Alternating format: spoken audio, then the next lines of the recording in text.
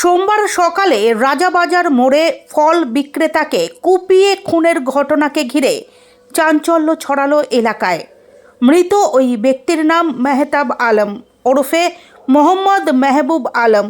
সোমবার সকালে অন্য দিনের মতোই ফল বিক্রি করতে আসার সময় আচমকাই এই নৃশংস হামলার শিকার হন তিনি। আজ সকাল 10টা নাগাদ স্থানীয় সূত্রে জানা গিয়েছে, সকালে রাজাবাজার মোড়ে বাইকে করে আসে দুই দুষ্কৃতী।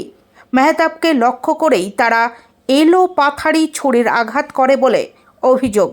প্রত্যক্ষদর্শীদের দাবি, তার গলা ও পেটে একাধিকবার ছুরির কোপ মারা হয়। রক্তাক্ত অবস্থায় লুটিয়ে পড়েন মেহতাব। হামলার পরই ঘটনাস্থল থেকে দ্রুত চম্পট দেয় অভিযুক্তরা। আশেপাশের মানুষজন তড়িঘড়ি মেহতাবকে উদ্ধার করে এনআরএস হাসপাতালে নিয়ে গেলে চিকিৎসকরা তাকে মৃত বলে ঘোষণা করেন।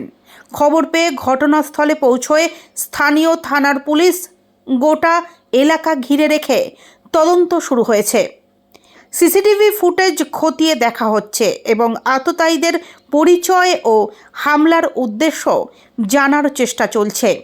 পরিবারের সদস্য ও স্থানীয়দের অভিযোগ, এটি কোনো আকস্মিক ঘটনা নয়, পূর্ব পরিকল্পিতভাবেই এই হামলা চালানো হয়েছে। তবে কী কারণে এই নৃশংস খুন, নেপথ্যে কারা রয়েছে তা এখনও স্পষ্ট নয়।